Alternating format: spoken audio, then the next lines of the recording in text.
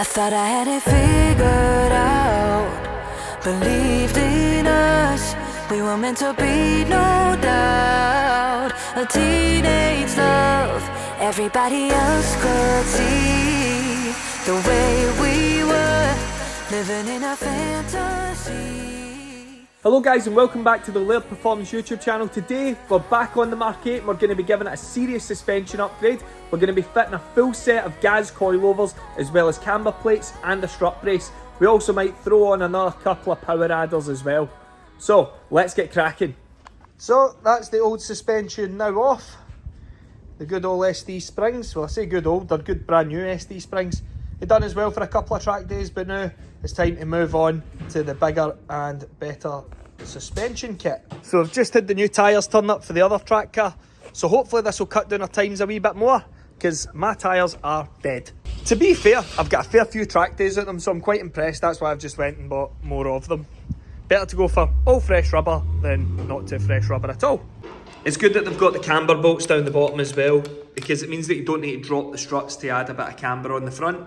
We've got these camber plates for on the rear as well, which will be quite nice. Alan's already way ahead. He's fitting the rear struts as we speak. So let's go next door and see how we're getting on. Quite a nice system how this works, I like it. It's nice shiny new struts, lovely. So to achieve 1.5 degrees negative camber, we're fitting these camber plates. Now these ones are from the clearance section because the holes were machined slightly wrong. So all we've done is blow them out a wee bit. We'll locate them, no problem. It's just for ease of locating that the wee holes are there for. Everything else all lines up as it should and will give us exactly what we need, but can't really complain for like 55 quid. Well, the big brakes have certainly been doing their job, but there's plenty of meat left on the pads. Just need to give them a wee clean now. So essentially use some of the original parts and then the rest of it all just kind of bolts on. So that's nearly all 4 corners done. And then it'll just be a case of dropping it down, seeing how it sits, then adjusting the ride heights, and then sending it away for tracking. We'll also need to play with the adjustability and stuff like that, but, you know, that's something we can do at the actual track side and see how best to set this car up. We still really need to do a front splitter for this car as well, I think. I mean, I'd certainly say that's no bad for eyeballing it, Alan. We're definitely going to need some tracking done. It looks like it's towing in a fair bit. So, need to go right to the tracking place and get it done. We've got a fair bit of camber now. So now that the suspension is all installed, we've still got to get it tracked, but I'm going to run it quickly in the dyno while I've got time because we've installed the full ST intake and I want to see what difference it's made to the power since the last time we were on.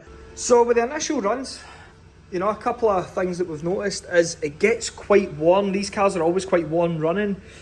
So what I've done is I've shoehorned this big heat shield in here that goes with the other ST performance kits, just to see if it reduces the overall temps of this, because it all runs quite warm. There's not a lot of ventilation in this engine bay, hence why we run with the scuttle panel off to try and get as much airflow as possible. But there's other things we'll need to kind of play about with. But I'm just going to run a test on this, see if it makes any difference whatsoever.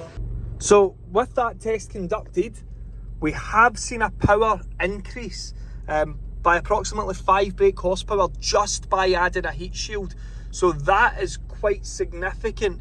Before, the temps were rising significantly to around 60 degrees. Now that is quite a lot, but with the heat shield added, it reduced the temperature by 30 degrees. 30 degrees is a hell of a lot, and that is where we're getting that extra horsepower from. So I realised swiftly that just doing suspension was not going to be enough for a video. So we're on to the exhaust now, and we've just received a nice shiny Scorpion exhaust from our friends at Scorpion. So we're doing a non-valved version with a resonated GPF delete, and then we're going to put a decat on it as well. Pretty much the exact same setup as the other one. So off with the old garbage looking system and on with the new one. Over to you, Alan. So this is the system from Scorpion. We've opted for the non-valved version because A, it's a little bit cheaper, and if something happens on track, then it doesn't really matter as much because we've not spent as much. I don't need a valve system because I can just map that out and not worry about it. So Usually the valve would go on here, but we don't need it, so it's not going on at all. It's just a straight sleeve on there. Really, really nicely presented, well-made parts.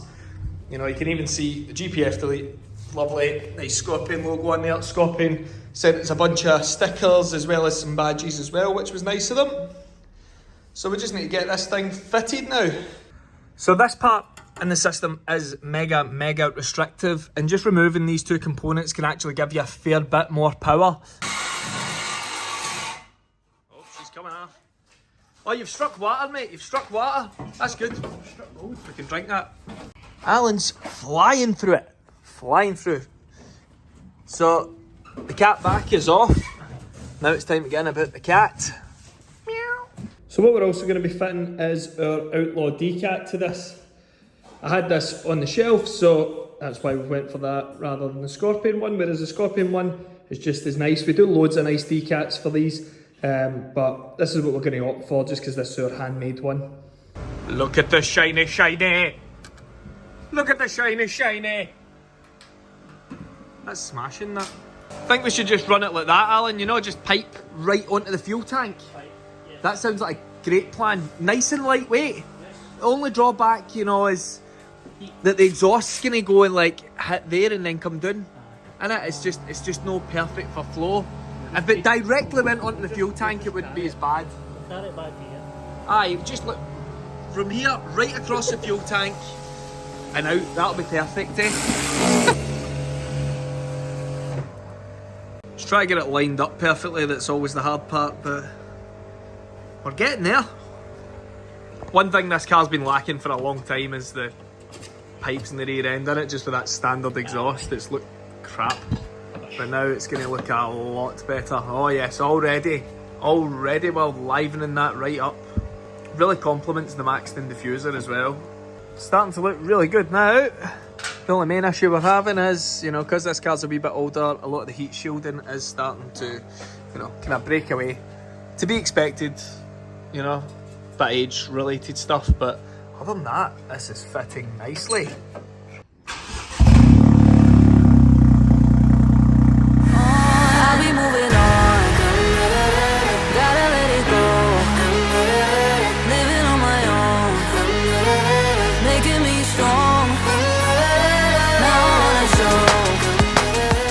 I can't hold my own. So that is the camber all set, and we're more or less ready to go. We just need to throw an intercooler on it and then hit the dyno, see if it makes any more power, which I'd imagine it's going to now that it'll be ready for stage 2. And then it's off to the track day. While I was just in writing the stage 2 file, Alan's already well ahead of the game. Going to get one of our big intercoolers on it now, as well as a nice wee air duct from AirTech. The good thing about these intercoolers is they're pretty easy to fit. Just drop in, bolt in, away you go. That's it all installed now. Get some nice air rams there that should help these kind of wee things, albeit, you know, it's not absolutely perfect, doesn't go right in as far as that's concerned, but it's definitely better than nothing. It try and guides the air in a bit better than stock. But this is kind of where the magic happens. So this is in a good airflow area, and it will feed our filter with nice cool air for the outside. Now we just need to get it buttoned up, fling it on the dyno, and then see if it makes any difference by adding all this extra hardware. How we growing, I'll be moving on. I'll be moving on. Gotta let it go. Living on my own. Making me strong. Now on a show. I can't hold my own. See how much I've grown. Better off alone, baby.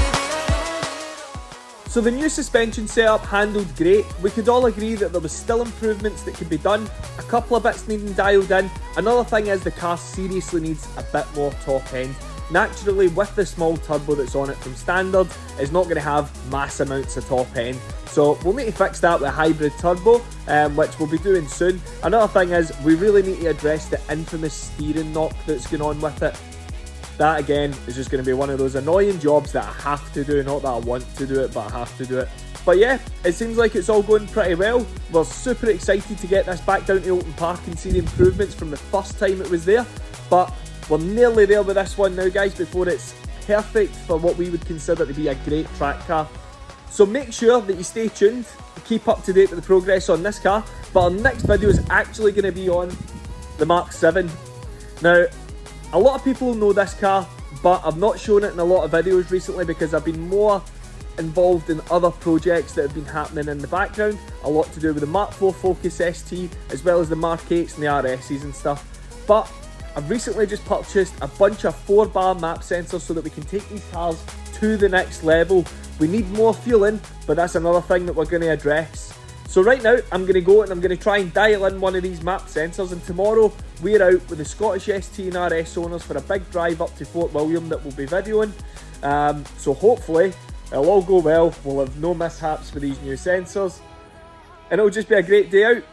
So make sure that you like, comment and subscribe, and stay tuned for the next video, guys.